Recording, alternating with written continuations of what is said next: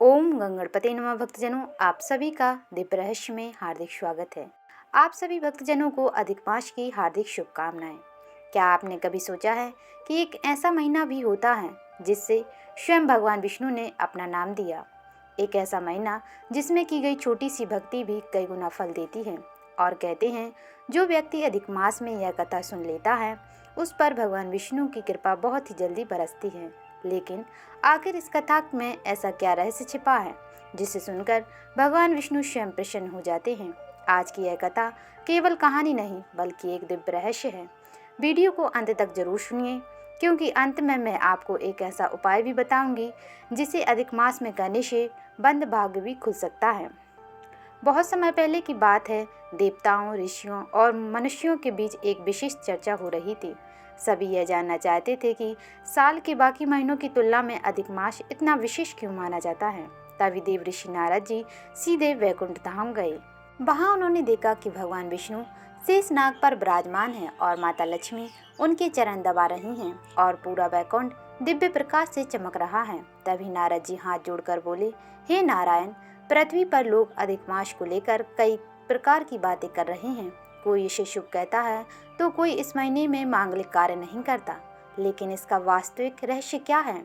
भगवान विष्णु मुस्कुराए और बोले, हे नारद, आज मैं तुम्हें वह रहस्य बताऊंगा जो बहुत कम लोग जानते हैं। भगवान विष्णु बोले, जब सृष्टि की रचना हुई तब सूर्य और चंद्रमा की गति में अंतर आने लगा। चंद्रवश और सौरवश में कुछ दिनों का अंतर बनता गया। धीरे धीरे यह अंतर इतना बड़ा हो गया कि एक अतिरिक्त महीने की आवश्यकता पड़ी।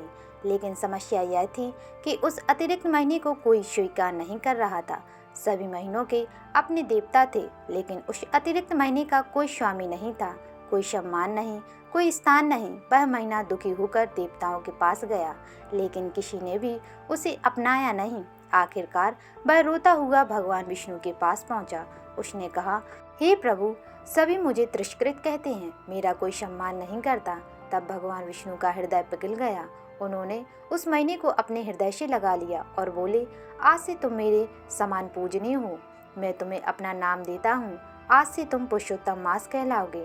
इतना सुनते ही पूरा ब्रह्मांड दिव्य प्रकाश से भर गया। देवता भी आश्चर्यचकित रह गए। हे नारद, जो व्यक्ति अधिक मास में सच्चे मन से मेरा स्मरण करता है, मैं उसकी पुकार बहुत ही जल्दी सुनता हूँ। इसी अधिक मास में एक गरीब ब्राह्मण रहता था। उसके पास धन नहीं था, भोजन नहीं था, लेकिन उसके मन में भगवान विष्णु के प्रति अटूट श्रद्धा थी। वह रोज सुबह जल्दी उठकर स्नान करता, तुलसी को जल चढ़ाता और ओम नमो भगवते वासुदेवाय मंत्र का जाप करता। गांव के लोग उसका मजाक उड़ाते थे। वे कहते थे, सिर्फ भक्ति से कुछ नहीं होता। लेकिन ब्राह्मण मुस्कुराकर कहता, जब भगवान साथ हो तो चिंता कैसी। एक दिन अधिक मास की एकादशी आई। ब्राह्मण ने पूरे दिन व्रत रखा। रात में भगवान विष्णु की कथा सुनने बैठ गया, लेकिन कई दिनों से भूखा होने के कारण वह कथा सुनते सुनते बेहोश हो गया। उसी समय एक दिव्य प्रकाश प्रकट हुआ और उसके सामने स्वयं भगवान विष्णु प्रकट हो गए। पीताम्बर धारण किए, 4 भुजाएं, शंख, चक्र, गदा और पद्म।